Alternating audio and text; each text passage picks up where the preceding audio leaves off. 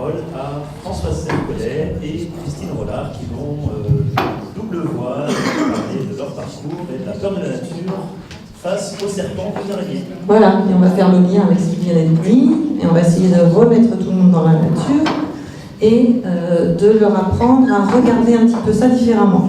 Alors vous allez voir que par rapport aux interventions de ce matin ou autres, alors je suis en train de me battre avec mes films, mais ça tombe très bien parce qu'on va faire des films soyeux. Donc du coup, par rapport aux interventions de ce matin, on va donner juste quelques exemples toutes les deux. On va aller dans la nature, on y est déjà, et on va apprendre à regarder ce qu'il y a. Et vous avez entendu parler ce matin en fait de cet équilibre de l'homme dans la nature, de l'homme animal, comme le disait aussi François Terrasson, dans cette nature, et donc l'équilibre qu'il peut y avoir avec tous les êtres vivants qui nous entourent, dont certains qui ont très mauvaise réputation. Tu es d'accord avec moi? En particulier les serpents et les araignées. Hein, mais on va essayer de les regarder différemment. Et j'espère que dans votre approche, ça va vous faire une petite pause un petit peu plus légère. Certains ne sont pas hyper à l'aise avec les araignées, on l'a déjà dit. Néanmoins, on a essayé de construire ça avec Françoise on enlève un petit peu les idées reçues. Mais on va aller les voir en fait, effectivement, où elles vivent, comment elles vivent, et ce qu'on peut raconter dessus. On y va? Alors on ne peut pas être assises toutes les deux, on est très gestuels, on est en mouvement, hein, on va vous faire un petit duo question-réponse. Tout woman show, il n'y avait pas de femme depuis ce matin, donc en voilà. Et quelle belle introduction sur la peur de la nature, n'est-ce pas? À savoir donc les serpents et les araignées. Alors moi je voudrais quand même faire un petit coucou et un clin d'œil à François Terrasson, qui au muséum m'appelait Serpentinova. Voilà, donc ça va être Serpentinova qui va parler aujourd'hui. Et je suis très émue parce que je sens la présence de François, donc j'en ai un peu la chair de poule. Alors, pour commencer, on n'aime pas les serpents, à votre avis, pourquoi? Entre autres. Mais surtout, parce qu'on se trimballe un sac à dos d'inconscient collectif depuis plus de 2000 ans, où nous avons perdu notamment le paradis originel, et vous connaissez tous l'histoire d'Adam et Ève, qui a mangé la pomme, et à cause de ça, on a quand même perdu le paradis originel, à cause d'un serpent, et puis nous les femmes, on accouche dans la douleur à cause d'un serpent. Donc comment voulez-vous aimer ces sales bêtes? Et toi, Christine? Eh bien en fait, moi aussi, pourtant ça c'est beau, hein. Quand vous allez dans la nature, vous trouvez ça très très joli. Mais si vous regardez en fait les écrits au niveau de la Bible, par exemple, quand je dis en fait que la peur en fait de la nature et la peur en fait des araignées en particulier, ce n'est pas quelque chose d'ancestral, c'est quelque chose de très culturel. Et vous allez voir qu'en fait à travers des écrits de chez nous ou des écrits autres, il y a l'approche qui est complètement différente. Les toiles, c'est joli. Les toiles, c'était le symbole du néant où la pluie fragile est décevante. C'est quand même quelque chose de très marqué. Par contre, si vous allez regarder dans d'autres pays, comme les pays musulmans, l'araignée et le prophète en particulier, regardez bien ça. Le prophète a été sauvé par une araignée qui avait tissé sa toile à l'entrée d'une grotte au moment où il était poursuivi donc par des personnes. Et depuis, il y a un respect de la nature et des araignées qui est très très marqué. Donc en fait, il y a une approche complètement différente selon les endroits. Et on a énormément de légendes. Regardez la légende de l'Arachné qui a démarré en fait cette connaissance en fait des araignées avec une terrienne qui avait défié une déesse et qui a fait un ouvrage en fait en soi beaucoup plus joli qu'elle. La déesse très très très très vexée a déchiré en fait l'ouvrage de la mortelle qui ensuite s'est pendue. Et pour récupérer la chose, la déesse a décidé qu'elle était transformée en araignée, qu'elle pourrait tisser toute sa vie. Ensuite, on a effectivement aussi, dans les pays africains, d'autres légendes, en particulier la légende d'Anansé. Et en fait, saviez-vous, je pense que vous ne le saviez pas, on descend tous d'une petite araignée. Si. Une petite araignée Anansé, et qui correspond en fait au monde. Donc le vaste monde, c'est une toile. Et dans cette toile, où que nous allions dans le monde, on a parlé d'amour. que l'amour nous y mène. Et toujours il existera des fils qu'il faudra savoir saisir et d'autres qu'il faudra savoir lâcher. Donc faites attention à ça et c'est très important. Et sinon, juste pour ça, un petit attrapeur de rêve, n'oubliez pas d'en mettre dans votre maison. Les attrapeurs de rêve pour les Amérindiens, on peut en mettre. Le centre, vous laissez passer vos beaux rêves et les fils de la toile vont attraper les cauchemars. Ça, c'est super intéressant. Mais il me semble qu'il y a d'autres choses en fait qu'on peut raconter aussi sur les serpents. Et oui, notamment chez les Grecs, vous connaissez tous la couleuvre d'Esculape. Et la couleuvre d'Esculape a pris son nom notamment d'une légende grecque où un jour Hermès était sur un chemin, il a vu deux serpents en train de se battre. Et ce sont des combats rituels chez les serpents, notamment deux mâles qui se bagarrent pour séduire notamment une femelle, sans morsure, sans rien. Et donc il a mis son bâton au milieu pour séparer notamment ces deux serpents. Et les deux serpents sont montés donc en signe de paix donc, autour de ce bâton, et ce qui a donné notamment notre caducée.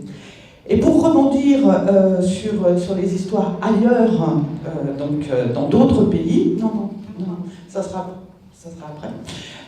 Nous avons par exemple en Inde, vous allez en Inde, et un jour Bouddha il s'est endormi en plein désert, et le serpent cobra, qui a vu que Bouddha était en plein soleil, il est arrivé, et puis il a déployé notamment son capuchon au-dessus de la tête donc, de Bouddha, lui sauvant ainsi la vie. Et Bouddha, quand il s'est réveillé, il a vu que le serpent venait de lui sauver la vie. Et donc, pour le remercier, il a posé ses deux doigts donc derrière le capuchon du serpent. Et ce que nous, on appelle serpent à lunettes, ce ne sont pas les lunettes, ce sont les doigts de Bouddha. Donc, vous voyez, il suffit d'aller ailleurs pour que là, le serpent il soit vénéré. Ah, ça marche plus. Alors, un symbole d'éternité également, et toujours pour la médecine, et ce symbole d'éternité vient de la mue. C'est-à-dire que les serpents, ils grandissent toute leur vie, d'accord ? Et donc, ils sont obligés de retirer donc, la couche superficielle de leur peau, qu'on appelle notamment une exuvie, et pour cela, ils vont fabriquer une espèce de substance graisseuse qui va se positionner notamment entre la couche superficielle morte et la peau du serpent. Et ça va se détacher comme vous retirez notamment vos chaussettes ou les doigts d'un gant. Donc ce que l'on va trouver notamment dans la nature, ce sont des mues, mais à l'envers. Et un serpent de petite taille, en bonne santé, mue en une seule fois. Mais je pense que la mue, c'est valable aussi chez les araignées. Effectivement, vous avez bien vu le but de notre intervention, c'était aussi de mieux vous faire connaître ce qui nous entoure, de mieux vous faire connaître en fait les éléments qui composent la nature. Et effectivement, je ne sais pas si tout le monde le savait, mais les araignées muent aussi. Donc quand vous avez de temps en temps en fait des petites, au bout d'un fil, des petites peaux, vous avez quelquefois l'impression que ce sont des araignées qui sont mortes. Non, là on a vraiment eu une photo avec l'araignée qui venait juste de sortir en fait de sa mue, donc l'araignée est là, et qui est en train de faire sa gymnastique pour que les articulations ensuite soient fonctionnelles. Donc ça, c'est des petits spectacles dans la nature quand vous allez vous balader qu'il faut arriver à percevoir. Il faut ouvrir grand ses yeux et arriver à suivre en fait les fils justement qu'il peut y avoir au niveau des araignées. Et vous avez aussi quelquefois des mues qui peuvent se situer au sol, donc il n'y a pas besoin effectivement d'avoir de fil. Et voilà une mue typique où on voit encore les trous, l'araignée est sortie et elles peuvent muer comme ça pendant plusieurs fois en fait jusqu'à atteindre le stade adulte. Alors après ces mues, en fait, je pense que c'était aussi intéressant de vous montrer une approche par rapport au squelette. Parce que c'est vrai que là, puisque justement on a un exosquelette, il faut qu'elle l'enlève. Donc elles ont cet exosquelette, mais cet exosquelette va aussi, je vous ai dit que l'araignée devait faire de la gymnastique pour que justement les articulations des pattes soient fonctionnelles. Donc il y a bien un déplacement de ces animaux. Mais vous avez bien vu que par rapport aux bêtes qui nous intéressent, en fait les déplacements sont très différents. Donc moi, ils vont être avec des pattes. Et quand je m'adresse effectivement à quelquefois des arachnophobes, qu'est-ce qui les gêne par rapport à nous, animal sur deux pattes, c'est le fait qu'elles en aient beaucoup plus. et qu'elles se déplacent quelquefois très rapidement avec leurs 8 pattes. Alors regardez un petit peu en fait ces araignées à 8 pattes qui peuvent se déplacer effectivement sur le sol, sur des herbes, qui peuvent être sous des feuilles, des pattes plus ou moins longues, plus ou moins courtes, qui sont à l'affût ou qui sont en train de courir. On peut en avoir aussi sur l'eau. Je vais vous mettre juste des petits flashs que d'araignées qui sont européennes, françaises. J'ai pas besoin d'aller chercher très loin sous les tropiques pour avoir une diversité très importante. Et puis d'autres qui se déplacent effectivement sur leur fil. Mais comment elles font? Effectivement, elles ont des petites griffes au bout des pattes, des griffes qui ne vont pas nous griffer, mais des griffes qui vont leur servir à se déplacer sur des supports. Donc soit 3 petites griffes au bout des pattes, les 2 ici que vous voyez avec cette troisième qui leur permet de s'agripper sur leur fil, ou 2 griffes avec des petites touffes de soie très adhésives qui leur permettent de se déplacer sur une surface lisse. Mais il me semble que le déplacement quand même des serpents n'est pas tout à fait le même. Oui, parce que toi tu as plein de pattes, mais moi j'en ai pas. Donc il faut bien se déplacer, et donc déjà les reptiles, notamment les serpents, donc, sont des vertébrés, donc ils n'ont peut-être pas de pattes, mais ils ont un crâne, ils ont des vertèbres, et ce que vous voyez sur ma diapo de droite, ce ne sont pas des arêtes, mais des côtes. Et pour pouvoir se déplacer, le serpent a donc plein de muscles qui veulent lui permettre notamment de se propulser, et il va utiliser également donc, les grosses écailles donc, de son ventre qui vont lui permettre donc, de s'accrocher sur tout ce qui est aspérité, notamment du sol. Alors c'est vrai que le serpent, on l'aime pas parce que justement il rampe sur le sol, qu'il sort de nulle part, qu'on ne l'entend pas, etc., etc. Et donc ça fait très très très peur aux gens parce qu'ils ne le connaissent pas. Et donc ce manque, enfin le fait qu'ils ne le rencontrent pas dans la nature, puisque vous allez vous balader, et puis rares sont les personnes qui rencontrent tous les jours donc, des serpents. Mais par contre, on garde en mémoire toujours cette peur donc, du serpent quand on va se balader.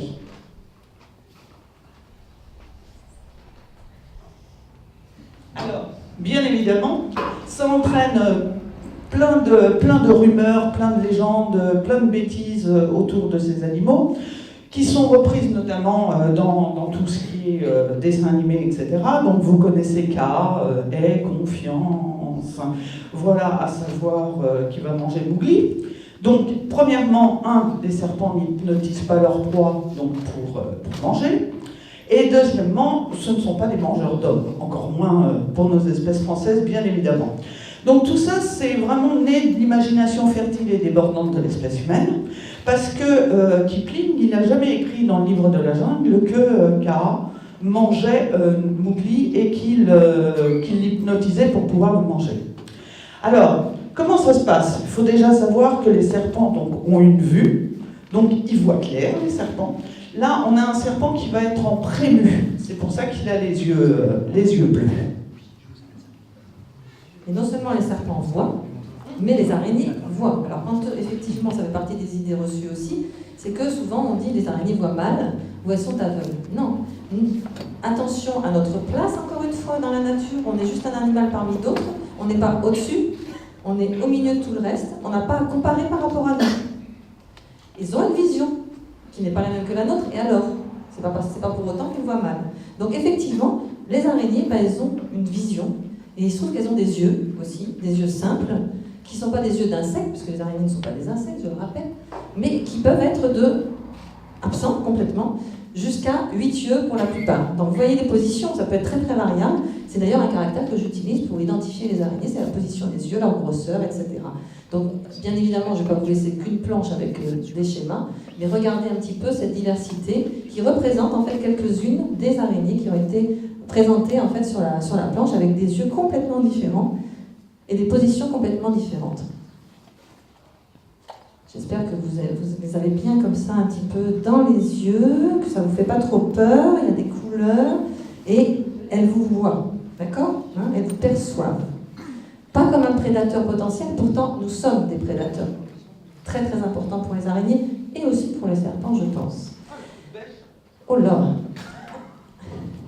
Mais on est dans un monde, du coup, on est en train de parler d'organes sensoriels, d'organes des sens.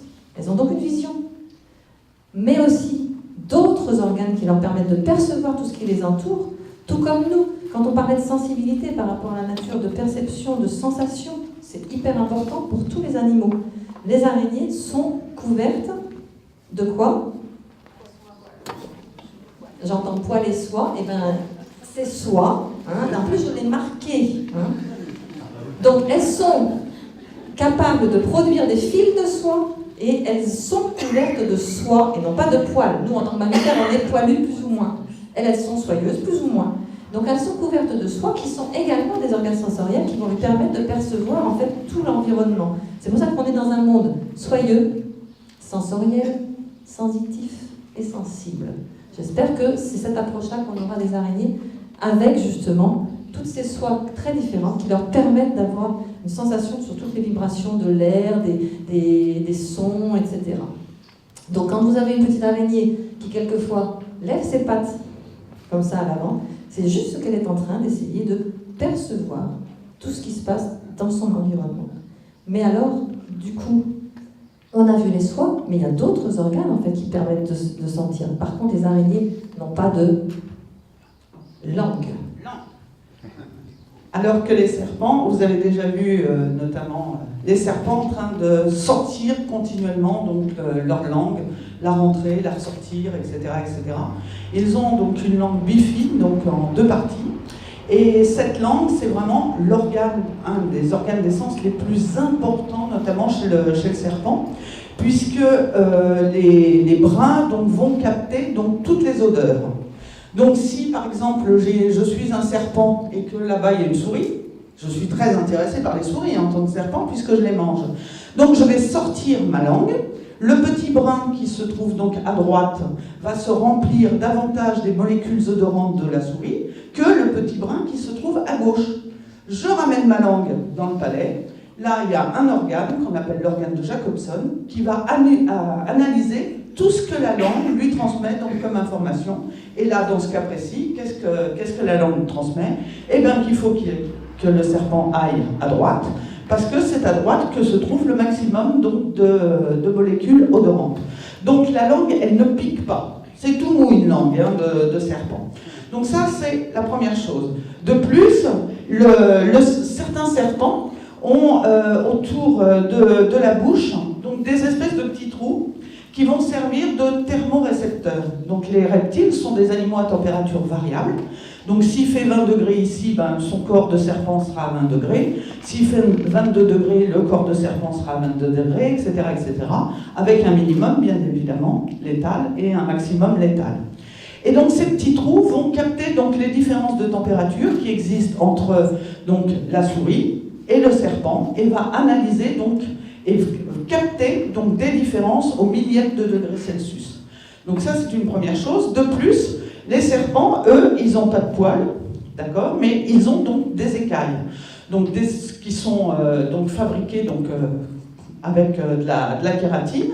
Et au niveau donc, des plaques ventrales, ce sont ces plaques qui vont capter notamment les vibrations du sol. Donc quand vous allez dans la nature, eh ben, faites du bruit, non pas pour que le serpent il vous entende parce qu'il n'a pas d'oreille, mais par contre il va capter donc, les vibrations donc, du sol et va transmettre toutes ces informations donc, par le biais notamment de leur squelette donc, au cerveau. Et donc le serpent, grâce à sa langue, grâce à ses thermorécepteurs et grâce à ses plaques ventrales, saura exactement où vous trouvez alors que vous ne l'avez pas encore repéré.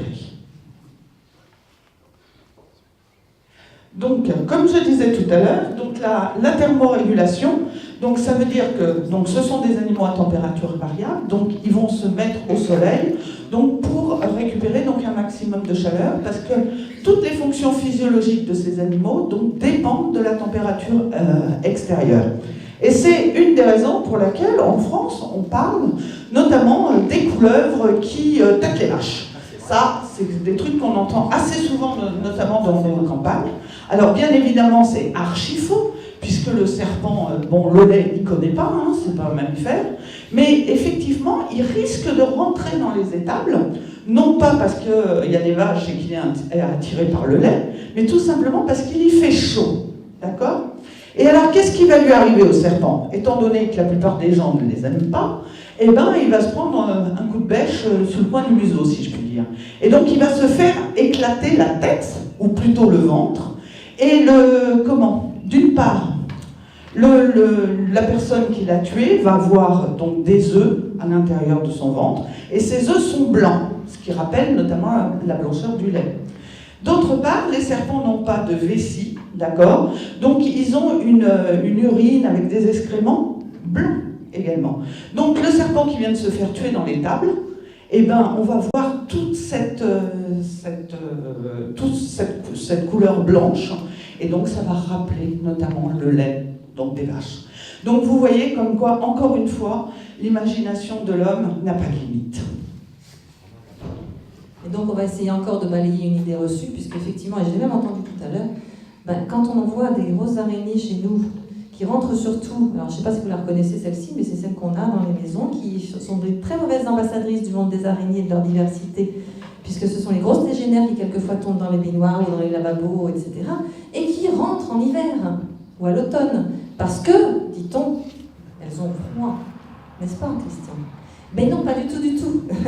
Ce n'est pas parce qu'elles ont froid, et on va le voir après, c'est parce qu'en fait, à un moment donné, quand même, le mâle doit rencontrer la femelle. Donc, il faut bien quand même qu'il rentre. Et il se trouve que ce sont des araignées qui sont dans nos habitations. Donc, ils sentent les odeurs, dans les organes d'essence, ils sentent les odeurs, et ils rentrent pour aller chercher une partenaire. Mais néanmoins, il y a quelques araignées dans les habitations. Celles-ci sont souvent mal perçues. Celle-ci, un peu mieux. Vous la reconnaissez aussi. Ce sont les folles des maisons. Donc, pas des faucheux. C'est autre chose. Les faucheuses, ce sont des opilions, ce ne sont pas des araignées, donc on appelle souvent ça des faucheuses. Ça n'a rien à voir. Les faucheuses, c'est quand on leur coupe une patte, le mouvement fait un mouvement de faux. D'accord? Par contre, les araignées, vous leur coupez une patte, il n'y a pas de mouvement de faux. Donc arrêtez de l'appeler faucheuse, ça n'a rien à voir. Donc c'est un folk, et vous voyez qu'effectivement, quand je vous disais que les mâles de Tégénère se baladent quelquefois et nous surprennent le soir, parce que ce sont des araignées nocturnes, nous surprennent quand on est bien sur le canapé en train d'écouter de la musique, il est juste en train de chercher une partenaire, et puis effectivement, ensuite, il y a de la ponte et il y a des jeunes.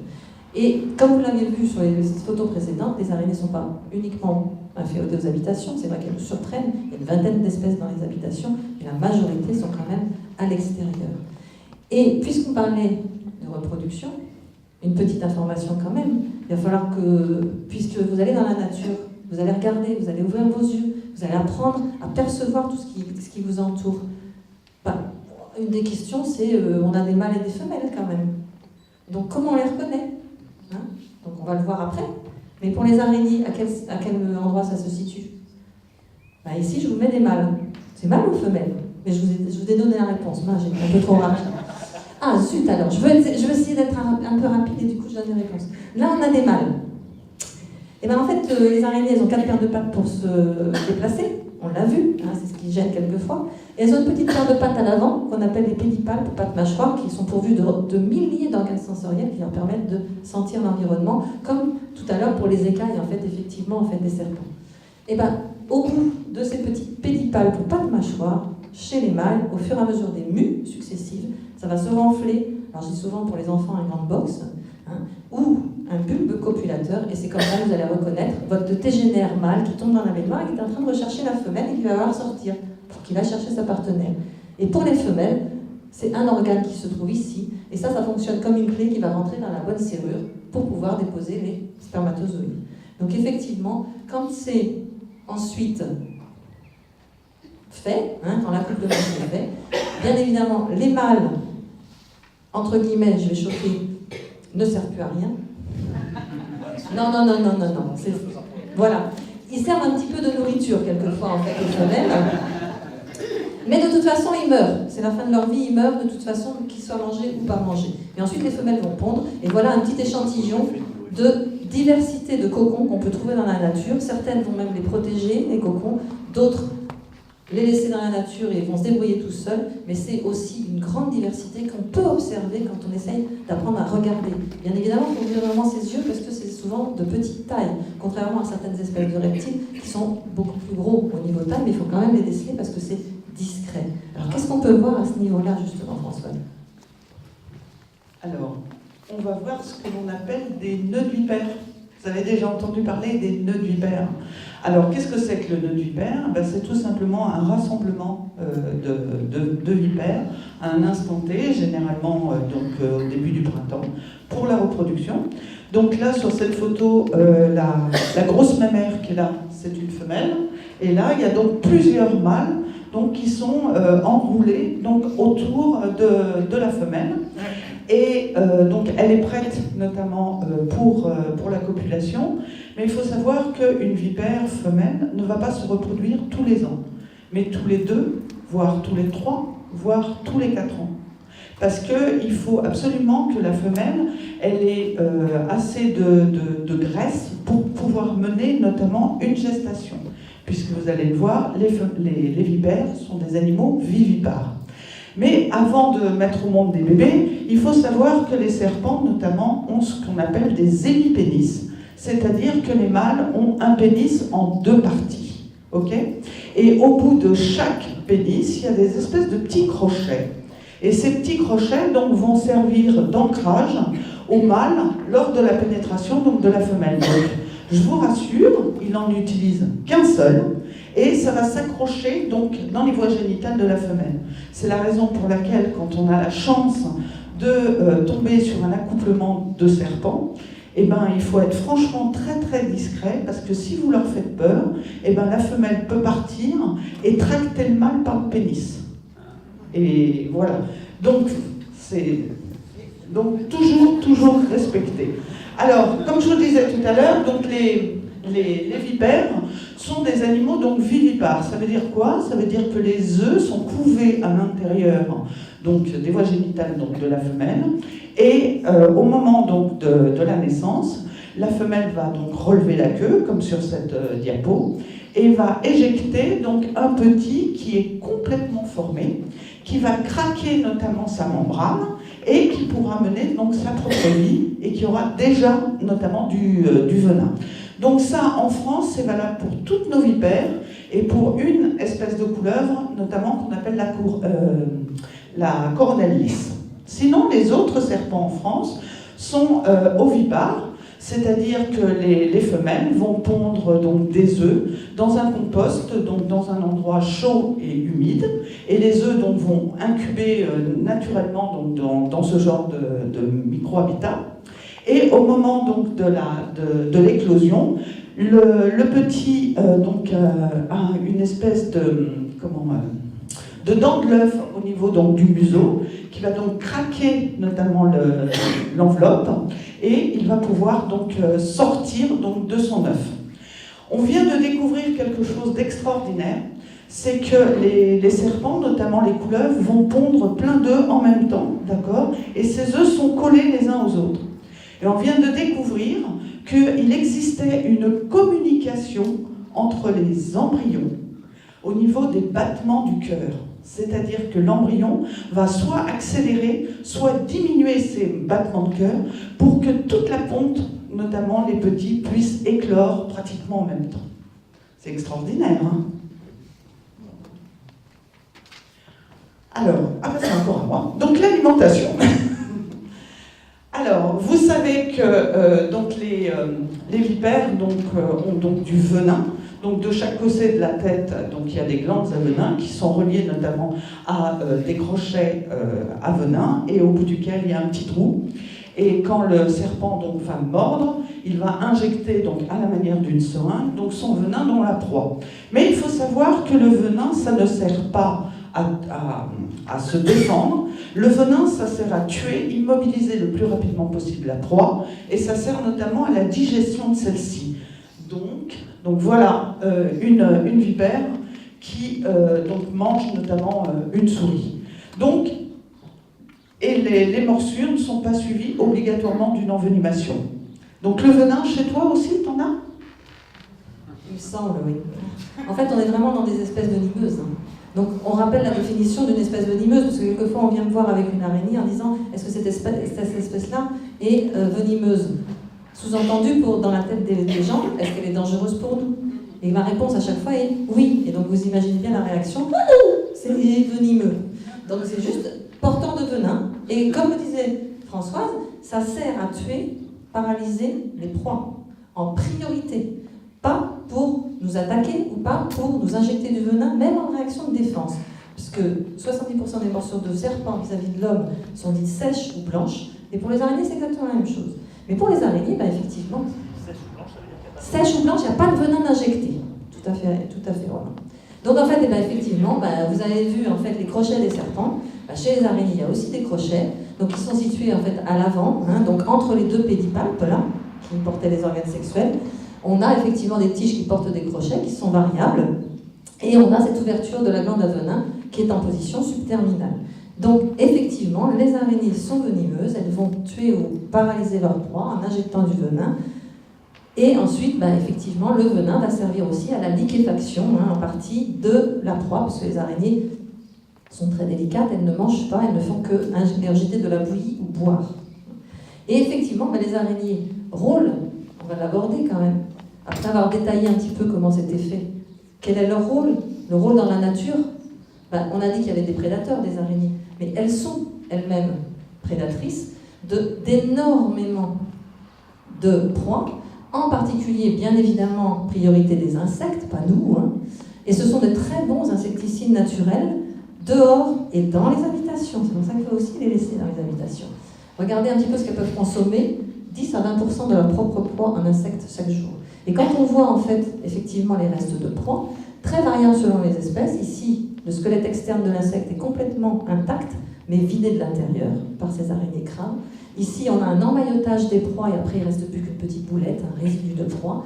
Et là, effectivement, de la même façon. Et laissez bien vivre vos deux espèces dans la maison.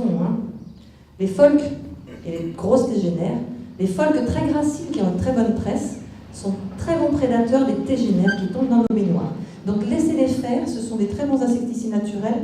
Dans l'habitation, n'utilisez pas autre chose. Et dans la nature, il y a vraiment un rôle très très important en fait de ces araignées.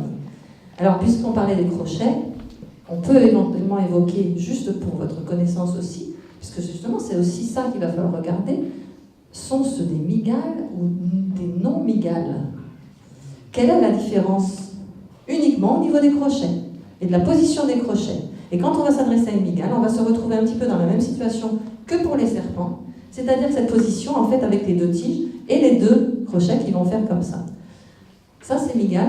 L'autre groupe, en fait, c'est un groupe d'araignées qui est plutôt tropical. Donc, on est dans les mygales ou mygalomorphes et dans les aranéomorphes. Pourquoi on parle de morsure et non pas de piqûre chez les araignées? Il y a bien deux crochets qui vont s'ouvrir de cette façon-là pour pouvoir crocheter. Donc, imaginez bien que la majorité des araignées, c'est des toute petites tailles. Physiquement, elles ne peuvent absolument pas avoir de la peau humaine. 100% des araignées? Pratiquement. Françaises? Ah non, pas françaises. Il y a des espèces françaises qui sont de bonne taille. Les tégénaires peuvent nous mordre. Mais les cas de morsure avec des tégénaires dans les maisons qu'on peut côtoyer, il n'y en a pratiquement jamais. Avéré. Supposé avec les boutons du matin, alors là, il y en a des milliers. Mais ça, c'est complètement à enlever aussi de votre tête. Donc voilà quelques images en fait d'une petite mygale qui est chez nous. Elles ne sont pas toutes tropicales. Elle fait 1 cm de taille de corps. Elle vit même dans le jardin des plantes à Paris. Et une autre qui a des crochets d'une certaine taille, qui est donc aranéomorphe. Mais ça, c'est des différences mygales-non-mygales, c'est important. Mais par rapport en fait au serpent, il y a quand même une question qui est souvent posée aussi. Comment on reconnaît une vipère d'une couleuvre? Alors, la vipère, comment on la reconnaît? On la reconnaît déjà parce qu'elle a la pupille donc verticale. Et les critères d'identification que je vais donner là ne s'adressent qu'à la France, à l'Allemagne, la Suisse, l'Italie, l'Espagne, d'accord, et donc ne touchera pas tout ce qui est Balkan, puisque il y a une bête dans les Balkans qu'on appelle la couleuvre-chat et qui est une couleuvre mais avec une pupille ronde. Donc ça s'adresse pour notre pays. Donc la vipère, elle a une pupille verticale et comme me disait un jour un gamin, à juste titre, ah mais oui, verticale comme le i de vipère. Alors que la couleuvre, elle a une pupille ronde comme le haut de couleuvre. C'est pas mal quand même, comme truc mémotechnique. De plus, les vipères, elles ont de toutes petites écailles sur la tête. Donc là, c'est une vipère aspic. Et pour la vipère péliade, elle a trois grosses écailles, notamment sur le sommet de la tête. Alors que chez les couleuvres, obligatoirement, les couleuvres, elles ont 9 grosses écailles sur la tête. Ok ? Donc ça, ce sont vraiment des critères d'identification. Il y en a un autre, c'est la queue. La queue, chez la vipère, elle est brusquement rétrécie, alors que chez la couleuvre, elle est longue et effilée. Et généralement, quand vous allez vous balader dans la nature, qu'est-ce que vous voyez ? La queue du serpent, parce qu'il a tellement la trouille qu'il est déjà parti notamment dans la végétation, donc vous avez juste le temps de voir sa queue. Maintenant, si vous trouvez des mues, vous pouvez également vous amuser à regarder l'écaille au-dessus du cloaque, d'accord, qui chez la vipère est entière, alors que chez la couleuvre, elle est en deux parties. Donc ça, ce sont vraiment les critères d'identification. Ça veut dire que le V sur la tête triangulaire, les zigzags donc, sur le corps, donc en tant que dessin, tout ça, ce ne sont pas du tout des critères d'identification, vous les mettez à la poubelle. La preuve, la couleuvre vipérine, par exemple, qui rend sa tête triangulaire, qui a un V sur la tête, qui a des zigzags sur le dos, qui siffle comme une vipère, qui peut vous attaquer, mais bouche fermée. C'est que du bluff. Et c'est malheureusement elle que l'on appelle l'aspic d'eau. Alors, effectivement, les serpents, ça peut mordre. Moi aussi, je mords. D'accord ? Et un serpent, eh ben, il ne peut pas vous balancer un coup de pied, il ne peut pas vous balancer un coup de poing. Donc, qu'est-ce qu'il a à sa disposition ? Le fait de mordre. Ok ? Donc, ça veut dire qu'un serpent ne va mordre qu'à partir du moment où il est acculé, à partir du moment où il n'a pas le temps de fuir. Alors, que faire en cas de morsure ? Premièrement, on ne court pas, on reste calme. Oui, parce que plus tu vas courir, plus tu vas t'énerver, plus la circulation sanguine va s'accélérer, et plus s'il y a du venin, la propagation du venin dans l'organisme sera aussi importante. Donc, on ne court pas. On ne boit pas d'excitant, donc pas d'alcool, pas de Coca-Cola, donc pas tout ce qui est excitant, et pas d'aspirine non plus. On ne fait pas pipi dessus, voilà, ça c'est un truc qu'on entend assez souvent. On ne prend pas un couteau pour essayer d'inciser la plaie pour pouvoir faire sortir donc le venin. Ça ne sert à rien. Si vraiment morsure avec injection de venin il y a, le venin a été injecté profondément dans les tissus, donc ça ne sert à rien et ça ne fait qu'aggraver notamment les choses. De plus, le venin de serpent, il est thermostable. Ça signifie que si vous approchez notamment une flamme, eh ben, la température n'a aucune incidence sur le venin. Ça marche très très bien, hein, la chaleur sur les guêpes et les abeilles, mais, parce qu'ils sont thermolabiles, mais pas chez les serpents. De plus, on n'aspire pas non plus le venin avec la bouche. Pourquoi ? Parce que les serpents, ça ne se lave pas les dents tous les jours, donc il y a des bactéries. Donc si vous mettez votre main à la bouche, vous allez faire un transfert de bactéries.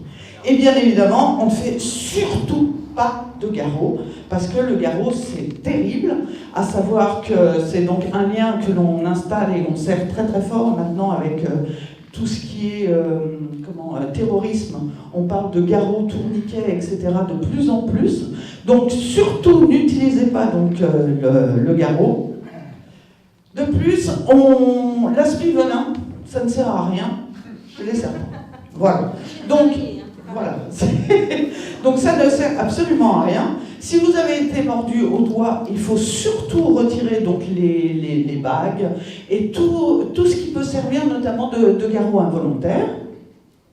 Et bien évidemment, vous appelez donc les secours, le 15, où vous allez tranquillement, sans vous énerver, sans paniquer, à l'hôpital le plus proche, où là on vous mettra en observation pour voir si oui ou non vous avez été mordu par un serpent, déjà premièrement, parce que vous avez pu être mordu par une couleuvre, et même si vous avez cru reconnaître donc, une vipère, comme tu disais tout à l'heure, la plupart du temps, donc, les morsures de vipères sont des morsures blanches, donc des morsures sèches, le serpent il vous a mordu et il vous a rien injecté du tout.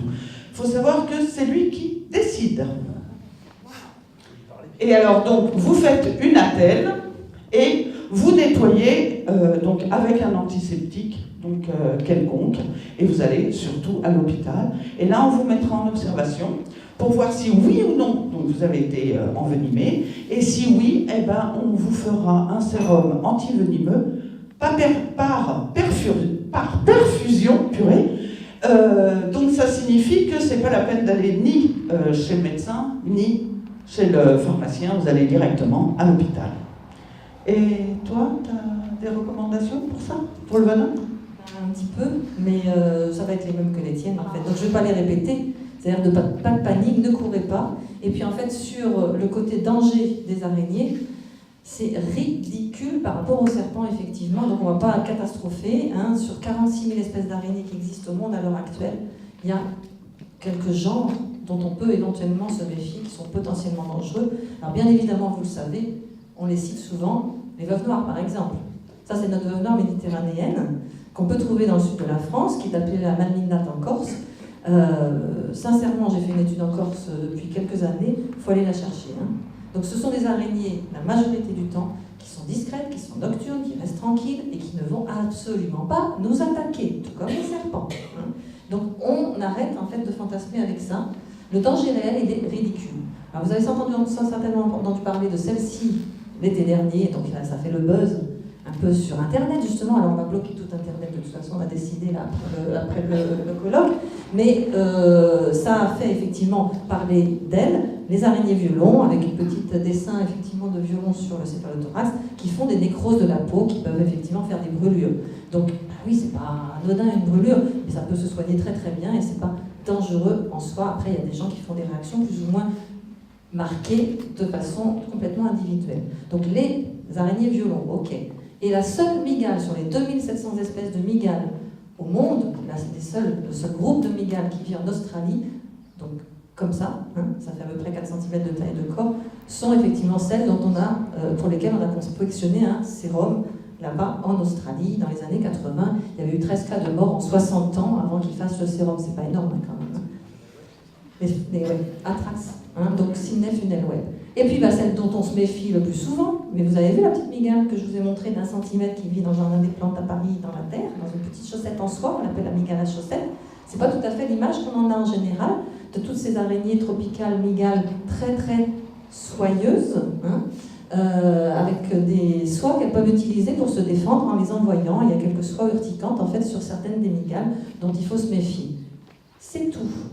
Donc on va diminuer complètement le danger et on va essayer en fait de faire en sorte que pour nos deux groupes, il y ait une approche complètement différente avec une curiosité qu'il va falloir développer en enlevant ce côté danger et en réalisant vraiment que ce sont des animaux tout comme nous, sauf qu'ils sont juste différents de nous, avec des pattes ou sans pattes.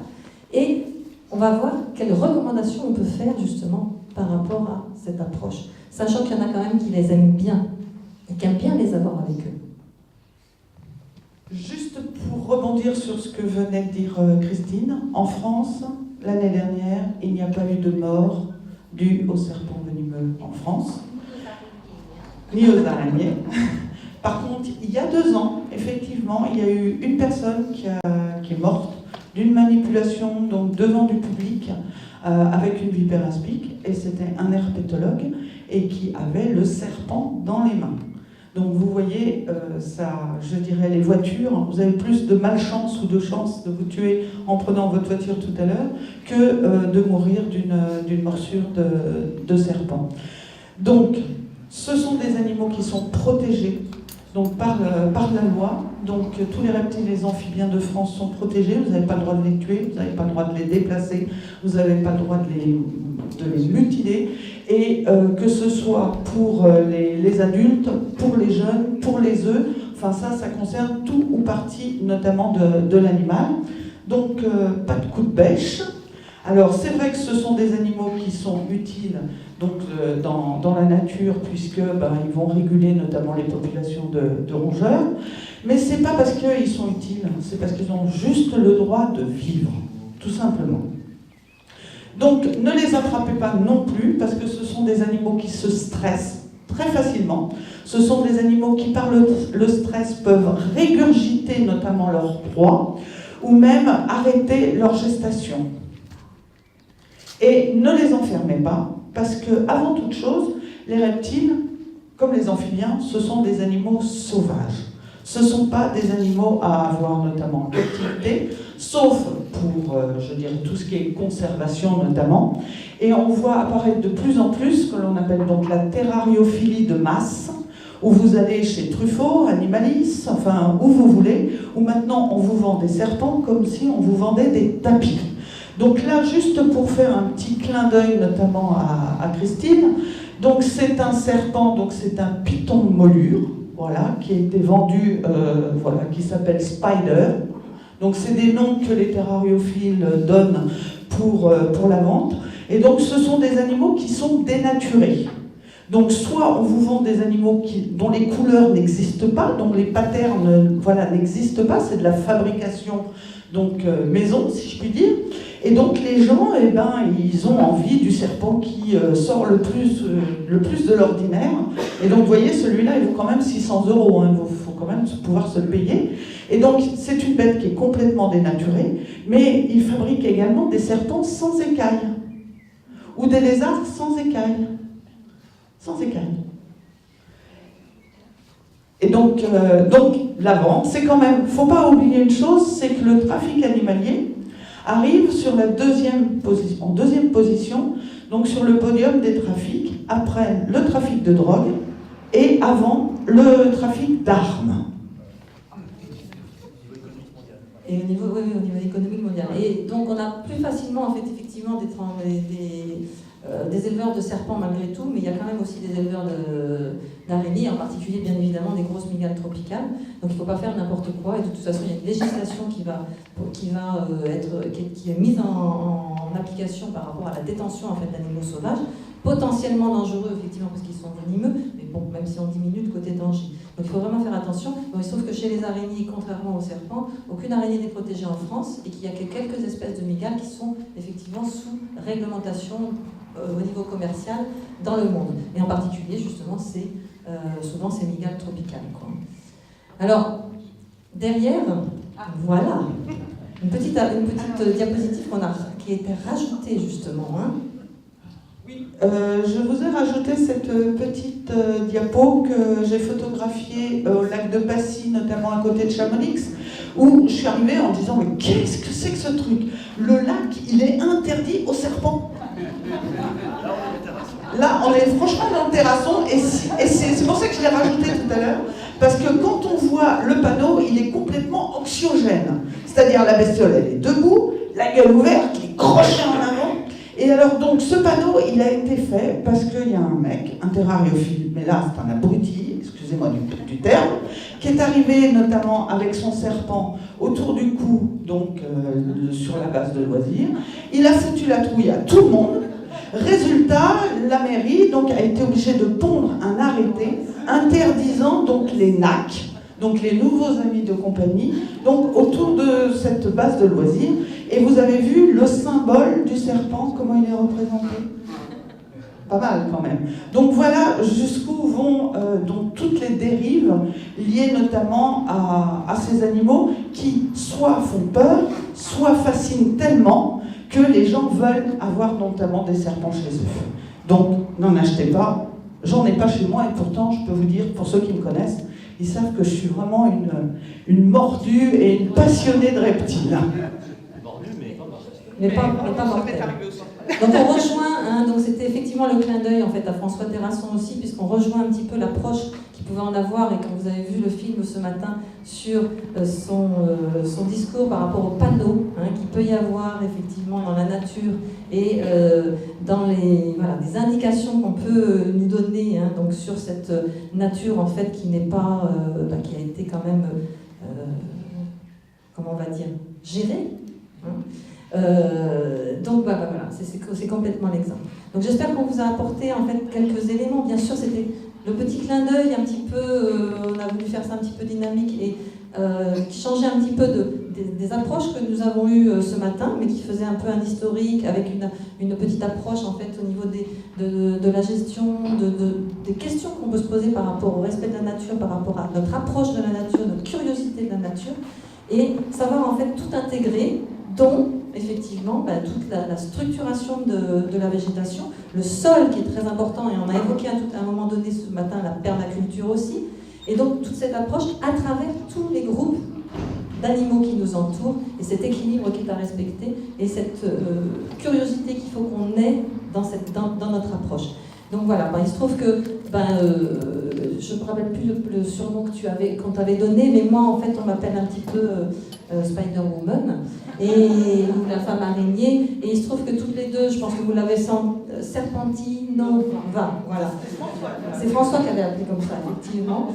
Donc il se trouve que par rapport à cette approche-là, on est toutes les deux très très sensibles à cette diffusion vis-à-vis en fait du tout public, vis-à-vis des enfants, et effectivement en tant que marraine aussi justement des FCPN, je trouve que c'est très important d'avoir cette approche. Je ne reviendrai pas sur le débat de comment on va faire l'approche, mais d'avoir de la diffusion à travers aussi des ouvrages en fait qu'on peut présenter bien évidemment l'une et l'autre, donc qui sont d'ailleurs sur la table, et qui permettent de découvrir et d'arriver avec quelque chose en papier, un guide de poche, voilà, et qui nous permet en fait d'ouvrir aussi en fait la nature avec juste cette approche-là.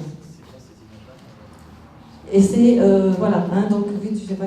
Je reprends juste la parole 2 petites secondes sur cette image-là pour vous dire donc les livres sont disponibles là, mais demain et après-demain, au moment du festival, il y a deux expositions qui vous sont présentées. Une exposition de photographie de Françoise Sercollet sur les serpents de France, d'Île-de-France, très précisément. Très riche en Île-de-France. Serpents d'Île-de-France avec des superbes photos. Il y a déjà des livres qui sont sortis, mais il y en a un plus en projet de photos particulièrement. Et puis une exposition des photos donc c'est Philippe Blanchot qui a sorti un livre avec Christine. Et donc ces photos seront aussi présentées ce week-end, samedi et dimanche, au manoir de Bel-et-Bas. Bon ben voilà, je crois qu'on a fini, on vous a un petit peu abreuvé, et donc je pense qu'on a respecté le timing à peu près, donc on a essayé. Bien évidemment, on se sent toujours très frustré parce qu'on n'a pas raconté tout, mais néanmoins, j'espère que vous avez une autre approche et que certains qui n'étaient pas hyper à l'aise commencent à avoir une autre approche. En tout cas, merci de votre attention.